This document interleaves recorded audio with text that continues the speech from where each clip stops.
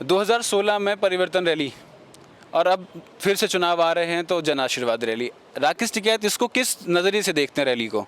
जन आशीर्वाद का नहीं समझ में आ गई। इसमें जन आशीर्वाद में करेंगे क्या ये? इसमें क्या है जन आशीर्वाद में? सर, देश के किसानों का आशीर्वाद लेने के लिए जन आशीर्वाद रैली निकाला। देश का किसान तो बैठा है यहाँ पे, देश के किसान पे बजा रहे लाठी, वहाँ पे आशीर्वाद लेने गाँव में जा रहे। तो वहाँ तो चले जाओ भाई, आमदनी दुगनी करके जाइयो। जहाँ जहाँ इलेक्शन है वहाँ पे गन्ने का भुगतान लेकर जाना। हाँ, वहाँ पे गन्ने का रेट नहीं बढ़े उसको लेकर जाना। बिजली का रेट उत्तर प्रदेश में पूरे देश में सबसे महंगा है, उसके रेट घटा के जाना। सर, उसका कारण ये बताया जाता है कि जो उत्तर प्रदेश की जनसंख्या है वो लगभग कुछ देशों के बराबर है। तो जनसंख्या ज़्यादा है, बड़ा राज्य क्षेत्र। हाँ बड़ा राज्य है, तो सस्ता होना चाहिए चीज़ें, या महंगी होगी भाई? एक के साथ में एक फ्री, अगर कोई ज़्यादा यूज कर रहा तो एक के साथ में एक फ्री, तो हमने होता देखा। ये तो देखा नहीं। अच्छा, तू कम सामान खरीद रहा तो तुझे भाई रेट भी तुझे कुछ में देने पड़ेंगे। अगर कोई ज़्यादा आदमी माल खरीदता तो उसके साथ तो फ्री है। जनसंख्या ज़्यादा है तो बिजली के रेट कम कर दो। चलिए आगे बढ़ लेते हैं। आप बंगाल गए, बंगाल गए, अब उत्तर प्रदेश जाने की बात कर रहे हैं आप। हाँ। तो आप ये कहते हैं कि अराजनीतिक है, लेकिन आप वहीं जाते हैं जहाँ चुनाव होते हैं। ये आरएसएस वाले राजनीति कर रहे हैं या अराजनीतिक है ये? आरएसएस वाले कौन है? नहीं, कौन है ये? इलेक्शन लड़ेगा ये? आरएसएस वाले लड़ते हैं क्या? नहीं लड़ते हैं क्या? आप बताओ तो एक आध। आरएसएस तो एक संघ है और चुनाव नहीं लड़ते हैं वो। अच्छा, और सारे आदमी नहीं गए हैं? मेन पॉलिटिकल इनका वो वहीं नागपुर से चलता है इनका। हाँ, लेकिन आप ये बात कहते हैं कि भाई हमारा जो ये जो किसान आंदोलन है इसका राजनीति से कोई लेना देना नहीं है। लेना देना नहीं इसका। लेकिन जब भी किसी राज्य में चुनाव होते हैं आप वहाँ चले जाते हैं। आप बंगाल में जा रहे हैं हम, अब कल से 21, 22, 23, 24 उसमें रहेंगे। वहाँ तमिलनाडु में, वहाँ तो चुनाव नहीं है। आपने कहा था कि लखनऊ को हम दिल्ली बनाएंगे, उस पर तत्कालीन उस पर हमारे मुख्यमंत्री योगी आदित्यनाथ जी ने एक बात कही कि लखनऊ दिल्ली नहीं बन सकता, उनको समझना होगा कि ये प्रदेश की राजधानी है और वो देश की राजधानी है। उनका मतलब आप किस तरीके से समझे? उनका मतलब ठीक समझ रहे, वे दिल्ली आना चाह रहे, प्रधानमंत्री बनना चाह रहे, उनको बना देना चाहिए भाई प्रधानमंत्री। क्या दिक्कत है उसमें? हाँ, आगे की क्या रणनीति है अब आपके उत्तर प्रदेश में? आंदोलन चलते रहेंगे, मीटिंगें चलती रहेंगी, पूरे देश भर में मीटिंगें चलेंगी, आंदोलन चलेगा। सरकार जब भी बातचीत करेगी हम बातचीत करने को तैयार है। एक बात, जो किसान भी है और जो किसान भी नहीं है, जो नौकरी पेशा वाले हैं, सब लोग हैं, वो एक सवाल का जवाब जानना चाहते हैं। क्या बताओ? कि सरकार की तरफ से वार्ता की पहल हो नहीं रही है।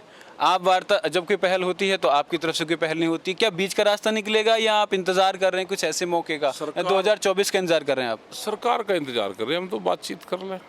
लेकिन सरकार की तरफ से तो बीच बीच में तो भाई नहीं बात कर रहे तो बताओ हमारे क्या हाथ में है भाई? बातचीत तो समाधान सरकार करेगी, और सरकार बात नहीं कर रही तो आम पब्लिक क्या कर लेगी? हम भी तो आम आदमी हैं, महंगाई की मार तो हम भी झेल रहे हैं। सर, मेरा आखिरी सवाल आपसे कि ये आंदोलन कब तक चलेगा और इस आंदोलन का आप इस आंदोलन से आप क्या चाहते हैं? देश को क्या देना चाहते हैं इस आंदोलन देश को ये देना चाहते हैं कि अनाज गोदामों में बंद ना हो, रोटी तिजोरी में बंद ना हो, भूख के आधार पे देश में रोटियों की कीमतें तय ना हो, ये देना चाहते हैं। बाजारीकरण, रोटी बाजार की वस्तु नहीं है, ये जरूरत की चीज़ है। आप भूखे आदमी से उसकी कीमत नहीं मांगोगे रोटी की, ये देना चाहते हैं। ये किसान को भी मारेंगे और आम लोगों को भी मारेंगे। हम चाहते हैं कि नौजवान को रोजगार मिले। यहाँ पे 2 करोड़ रोजगार देने की बात करी थी, रोजगार तो छीनते जा रहे हैं। प्राइवेट जो ये कंपनियां हावी होती जा रही है, पूरा देश के सरकारी संसाधन सब बेच रहे हैं। इन्होंने बनाए थे क्या ये संसाधन? ये तो देश की जनता का योगदान रहा होगा। स्ट्रक्चर खड़े करे होंगे, कंपनियां बनी होगी बड़ी बड़ी, बेचने का अधिकार तो किसी ने, इन्होंने अपने घोषणा पत्र में तो नहीं लिखा कि हम BSNL को भी बेचेंगे, हम LIC को भी बेचेंगे, हम रेलवे को भी बेचेंगे, एयरपोर्ट बेचेंगे, रेलवे स्टेशन बेचेंगे, पूरे देश को बेचेंगे। ये तो घोषणा पत्र में नहीं था भाई, ये घोषणा पत्र में लिखते ना कि हम इन चीज़ों को बेचेंगे। आपका एक सवाल मैंने बहुत सारे इंटरव्यूज़ में सुना है, और जो सुना है बात वो ये कि आप गांव जाके देखो, गांव के जनता जवाब देने को बैठी है। लेकिन जब आशीर्वाद रैली निकाली जा रही है तो उसमें गांव के लोग बढ़ चढ़ के सर वो गांव जा रहे हैं और वो रैली आराम से निकाल रहे हैं। वो भी देख रहे ना कि उसमें मनरेगा के कितने लोग आते हैं, वो भी एक बार सर्वे जरूर कर लेना चाहिए। जो मनरेगा में नौकरी करता है, मनरेगा में, तो वे सब लोग उसमें शामिल होते हैं। गन्ना मूल्य को लेकर आपकी मांग लगातार है, गन्ना मूल्य पर MSP होता नहीं है। सेंट्रल गवर्नमेंट का जो होता है, हाँ, वो FRP वो बढ़ा दिया है। अच्छा, कहाँ बढ़ाया? यहाँ तो उत्तर प्रदेश में तो पहले ही रेट है ना भाई, पहले ही उत्तर प्रदेश में 325 रुपये का रेट है। महंगाई 5 साल से बढ़ी है। अखिलेश यादव ने 40 रुपये बढ़ाए थे, उससे पहले की सरकार ने 80 रुपये बढ़ाए थे। तो योगी जी उनसे कमज़ोर है क्या? या देश में महंगाई कम होगी, खर्चे कम होंगे तो बढ़ देनी चाहिए रेट, तनख्वाह भत्ते बढ़े होंगे।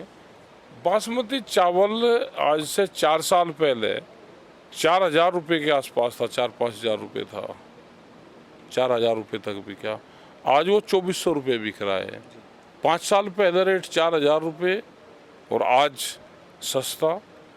तो क्या देश में महंगाई घटेगी या बढ़ेगी? कीमतें फसलों की कम होगी, महंगाई देश में बढ़ेगी, आमदनी दुगनी हो जाएगी। वो फार्मूला नहीं समझ में आया। कोई जो मैथ का टीचर हो इनका, तो उस टीचर से ज़रूर मिलवाना जो इनको ज्ञान देता है सारा, उसी से तो बात करने हमारे। जो मैथ का टीचर है सरकार में बैठा हुआ, उसी से ही बात करने आ रहे। जब दरवाजे खोल लेगा तो जब हम उनसे बातचीत जरूर करेंगे। बहुत बहुत धन्यवाद। तो आज हमारे साथ थे भारतीय किसान यूनियन के प्रवक्ता राकेश टिकैत जी, जिन्होंने हमें बताया किस तरीके से किसान का GDP में योगदान बढ़ा जा सकता है। हमने राजनीतिक मुद्दों पर भी चर्चा की, आने वाले UP चुनाव पर भी चर्चा की, जन आशीर्वाद रैली के बारे में बात की। सर, आपका बहुत बहुत धन्यवाद।